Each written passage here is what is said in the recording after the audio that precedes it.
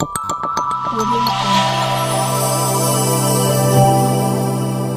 Jungle. ವಿಶೇಷ ಚೇತನರ ವಾರ್ತೆಗೆ ಸ್ವಾಗತ. ಸ್ನೇಹಿತರೆ, ನಮ್ಮ ಚಾನಲ್ ಹೊಸದಾಗಿ ನೋಡ್ತಾ ಇರೋರು ಈ ಚಾನಲ್ ಸಬ್ಸ್ಕ್ರೈಬ್ ಮಾಡಿಕೊಂಡು ಈ ವಿಡಿಯೋಗೆ ಲೈಕ್ ಕೊಡಿ ಮತ್ತು ಪ್ರತಿಯೊಬ್ಬ ವಿಕಲಚೇತನ ಪೋಷಕರಿಗೂ ಕೂಡ ಈ ವಿಡಿಯೋವನ್ನು ಸೆಂಡ್ ಮಾಡಿ. ಅಂಗವಿಕಲರ ಬಹುದಿನಗಳ ಬೇಡಿಕೆಯಾದ ಪೋಷಕರಿಗೂ ನೀಡುವಂತಹ ಪಿಂಚಣಿ ಬಗ್ಗೆ ಇದೀಗ ತಾನೇ ಸರ್ಕಾರದಿಂದ ಒಂದು ಸುತ್ತೋಲೆ ಪ್ರಕಟವಾಗಿದೆ. ಅದನ್ನು ನಿಮಗೆ ತಿಳಿಸ್ತಾ ಹೋಗ್ತೀನಿ. ದಯವಿಟ್ಟು ಸ್ನೇಹಿತರೆ ಈ ವಿಡಿಯೋನ ಪೂರ್ತಿ ನೋಡಿ. 2024-25ನೇ ಸಾಲಿನ ಆಯವ್ಯಯ ಅಂದರೆ ಬಜೆಟ್ನಲ್ಲಿ ಘೋಷಿಸಿರುವಂತೆ ಸೆರೆಬಲ್ ಪಾಲಿಸಿ, ಮಸ್ಕ್ಯುಲರ್ ಡಿಸ್ಟ್ರೋಫಿ, ಪಾರ್ಕಿನ್ಸನ್ ಕಾಯಿಲೆ ಮತ್ತು ಮಲ್ಟಿಪಲ್ ಸ್ಕ್ಲೆರೋಸಿಸ್ ಕಾಯಿಲೆಯಿಂದ ಬಳಲುತ್ತಿರುವ ವ್ಯಕ್ತಿಗಳ ಆರೈಕೆದಾರರಿಗೆ ಪ್ರತಿ ಮಾಹೆ ₹1,000 ಪ್ರೋತ್ಸಾಹಧನವನ್ನು ಮಂಜೂರು ಮಾಡುವ ಬಗ್ಗೆ ಅಂತೇಳ್ಬಿಟ್ಟು ನಿರ್ದೇಶಕರು, ವಿಕಲಚೇತನರ ಮತ್ತು ಹಿರಿಯ ನಾಗರಿಕರ ಸಬಲೀಕರಣ ನಿರ್ದೇಶನಾಲಯ ಇವರ ಒಂದು ಪತ್ರ ಸಂಖ್ಯೆ CRIOಯ C2/9 2024-25 ದಿನಾಂಕ 13/5/2024ರಂದು ಆರ್ಥಿಕ ಇಲಾಖೆಯಿಂದ ಒಂದು ಸುತ್ತೋಲೆಯನ್ನು ನಮ್ಮ ನಿರ್ದೇಶಕರ ಕಚೇರಿಗೆ ತಿಳಿಸಲಾಗಿದೆ. ಸ್ನೇಹಿತರೆ, ಇದರ ಹಿನ್ನೆಲೆಯಲ್ಲಿ ಆದೇಶ ಯಾವ ರೀತಿ ಇದೆಯಪ್ಪ ಅಂತಂದರೆ, ಪ್ರಸ್ತಾವನೆಯಲ್ಲಿ ವಿವರಿಸುವ ಅಂಶಗಳ ಹಿನ್ನೆಲೆಯಲ್ಲಿ 2024-25ನೇ ಸಾಲಿನ ಬಜೆಟ್ ಭಾಷಣದ ಖಂಡಿಕೆ ಸಂಖ್ಯೆ 151ರಲ್ಲಿ ಘೋಷಿಸಿರುವಂತೆ 2024-25ನೇ ಸಾಲಿನ ಸೆರೆಬಲ್ ಪಾಲಿಸಿ, ಮಸ್ಕ್ಯುಲರ್ ಡಿಸ್ಟ್ರೋಫಿ, ಪಾರ್ಕಿನ್ಸನ್ ಮತ್ತು ಮಲ್ಟಿಪಲ್ ಸ್ಕ್ಲೆರೋಸಿಸ್ ಕಾಯಿಲೆಯಿಂದ ಬಳಲುತ್ತಿರುವ ವ್ಯಕ್ತಿಗಳ ಆರೈಕೆದಾರರಿಗೆ, ಇಲ್ಲಿ ಗಮನಿಸಬೇಕು, ವ್ಯಕ್ತಿಗಳ ಆರೈಕೆದಾರರಿಗೆ ಪ್ರತಿ ಮಾಹೆ ₹1,000 ಪ್ರೋತ್ಸಾಹಧನವನ್ನು ನೀಡಲಾಗುವ ಬಗ್ಗೆ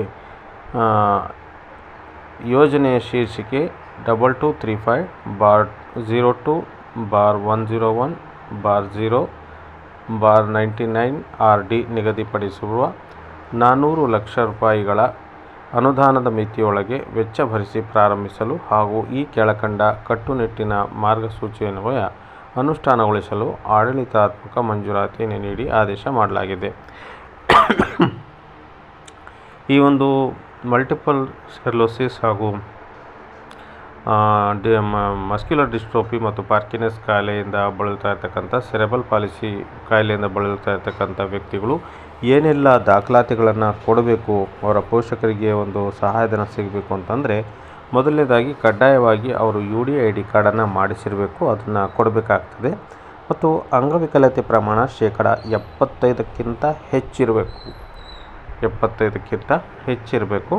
ವಯಸ್ಸಿನ ಮಿತಿ ಇರುವುದಿಲ್ಲ. ಯಾವುದೇ ವಯಸ್ಸಿನ ವ್ಯಕ್ತಿಗೂ ಕೂಡ ಅವರ ಪೋಷಕರಿಗೂ ಕೂಡ ಇಲ್ಲಿ ಈ ಒಂದು ಪ್ರೋತ್ಸಾಹಧನವನ್ನು ನೀಡಲಾಗ್ತದೆ. ಆದಾಯದ ಮಿತಿಯೂ ಕೂಡ ಇರುವುದಿಲ್ಲ. ಬಡವರಾಗಿರ್ಬೋದು ಅಥವಾ ಶ್ರೀಮಂತರಾಗಿರ್ಬೋದು. ಒಟ್ಟು ಈ 4 ಕಾಯಿಲೆಯಿಂದ ಬಳಲ್ತಾ ಇರ್ತಕ್ಕಂಥ ಸಿಕ್ಕಲ್ ಸೆಲ್, ಸೆರೆಬಲ್ ಪಾಲಿಸಿ, ಮಲ್ಟಿಪಲ್ ಸ್ಕ್ಲೆರೋಸಿಸ್ ಕಾಯಿಲೆಯಿಂದ ಮತ್ತು ಪಾರ್ಕಿನ್ಸನ್ ಕಾಯಿಲೆಯಿಂದ ಬಳಲ್ತಾ ಇರ್ತಕ್ಕಂಥ ಎಲ್ಲ ಬಗೆಯ ಜನಗಳ ಒಂದು ಪೋಷಕರಿಗೆ ₹1,000 ಸಹಾಯಧನವನ್ನು ಕೊಡೋಕ್ಕೆ ಸರ್ಕಾರ ಆದೇಶವನ್ನು ಮಾಡಿದೆ. ಇಲ್ಲಿ ಜಿಲ್ಲಾ ಮಟ್ಟದ ಒಂದು ಸಮಿತಿಯನ್ನು ಕೂಡ ಅವರು ರಚನೆ ಮಾಡಿದ್ದಾರೆ ಈ ವ್ಯಕ್ತಿಗಳ ಒಂದು ಆಯ್ಕೆಗಾಗಿ. ಮೊದಲನೇದಾಗಿ ಉಪನಿರ್ದೇಶಕರು, ಮಹಿಳಾ ಮತ್ತು ಮಕ್ಕಳ ಅಭಿವೃದ್ಧಿ ಇಲಾಖೆ ಇವರು ಅಧ್ಯಕ್ಷರಾಗಿರ್ತಾರೆ ಒಂದು ಕಮಿಟಿಗೆ. ಎರಡನೇದು ಜಿಲ್ಲಾ ಆರೋಗ್ಯ ಮತ್ತು ಕುಟುಂಬ ಕಲ್ಯಾಣಾಧಿಕಾರಿಗಳು ಸದಸ್ಯರಾಗಿರ್ತಾರೆ. ಅದೇ ರೀತಿ ಜಿಲ್ಲೆಯಲ್ಲಿ ವಿಕಲಚೇತನ ಕ್ಷೇತ್ರದಲ್ಲಿ ಉತ್ತಮವಾಗಿ ಸೇವೆ ಸಲ್ಲಿಸುತ್ತಿರುವ ಒಂದು ಸ್ವಯಂ ಸೇವಾ ಸಂಸ್ಥೆಯ ಪ್ರತಿನಿಧಿ ಕೂಡ ಇದಕ್ಕೆ ಸದಸ್ಯರಾಗಿರ್ತಾರೆ. ನಾಲ್ಕನೇದಾಗಿ ಜಿಲ್ಲಾ ಅಂಗವಿಕಲ ಕಲ್ಯಾಣಾಧಿಕಾರಿಗಳು, ಇವರು ಸದಸ್ಯ ಕಾರ್ಯದರ್ಶಿ ಆಗಿರ್ತಾರೆ. ಜಿಲ್ಲಾ ಸಮಿತಿಯಲ್ಲಿ ಆಯ್ಕೆಯಾದ ಫಲಾನುಭವಿ ಆರೈಕೆದಾರರ ಬ್ಯಾಂಕ್ ಖಾತೆ ಅಥವಾ ಅಂಚೆ ಕಚೇರಿ ಖಾತೆಗೆ ಪ್ರೋತ್ಸಾಹಧನವನ್ನು ಜಮೆ ಮಾಡಲಾಗುವುದು ಅಂತೇಳ್ಬಿಟ್ಟು ತಿಳಿಸಲಾಗಿದೆ. ಸ್ನೇಹಿತರೆ, ಒಟ್ಟಾರೆಯಾಗಿ ಹೇಳುವುದಾದರೆ ಈ ಒಂದು ಆದೇಶದ ಹಿನ್ನೆಲೆಯಲ್ಲಿ ಅಂದರೆ ಜಿಲ್ಲಾ ಸಮಿತಿಯಲ್ಲಿ ಆಯ್ಕೆಯಾದ ಫಲಾನುಭವಿಗಳ ಆರೈಕೆದಾರರ ಬ್ಯಾಂಕ್ ಅಥವಾ ಅಂಚೆ ಖಾತೆಗೆ ಈ ಒಂದು ಪ್ರೋತ್ಸಾಹಧನವನ್ನು ಜಮೆ ಮಾಡಲಾಗ್ತದೆ. ಆಯ್ಕೆಯಾದ ವಿಕಲಚೇತನ ಫಲಾನುಭವಿಯ ಆರೈಕೆದಾರರು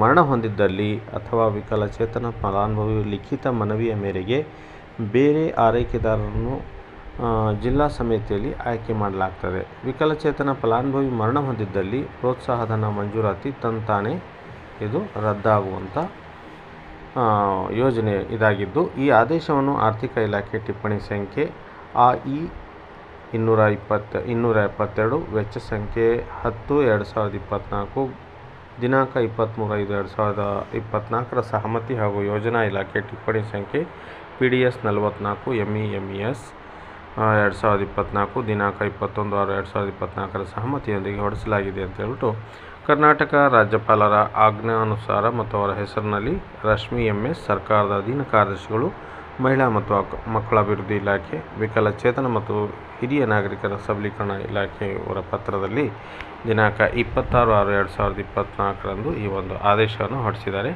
ಏನೇ ಆಗಲಿ ಸ್ನೇಹಿತರೆ, ಬಹಳ ದಿನಗಳ ಮನವಿಗೆ ಸರ್ಕಾರ ಸ್ಪಂದಿಸಿ ಇವತ್ತು ವಿಶೇಷ ಚೇತನ ಪೋಷಕರಿಗೂ ಕೂಡ ಒಂದು ಸ್ವಲ್ಪ ಪ್ರಮಾಣದಲ್ಲಿ ಅಷ್ಟೊಂದು ದೊಡ್ಡ ಮೊತ್ತವಲ್ಲವಾದರೂ ಕೂಡ ಒಂದು ಸ್ವಲ್ಪ ಅಂದರೆ 1,000 ರೂಪಾಯಿ ಪ್ರೋತ್ಸಾಹಧನವನ್ನು ಮಂಜೂರು ಮಾಡಿರುವುದು ಅತ್ಯಂತ ಸಂತೋಷದಾಯಕ ವಿಚಾರ.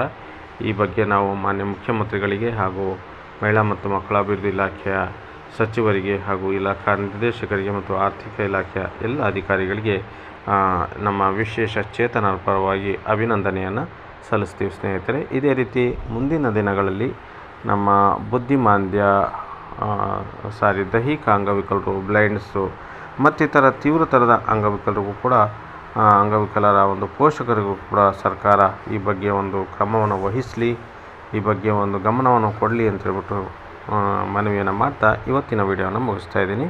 ಈ ವಿಡಿಯೋ ಬಗ್ಗೆ ತಮ್ಮ ಅನಿಸಿಕೆ ಅಭಿಪ್ರಾಯಗಳನ್ನು ತಪ್ಪದೇ ಕಾಮೆಂಟ್ ಬಾಕ್ಸಲ್ಲಿ ಹಾಕಿ.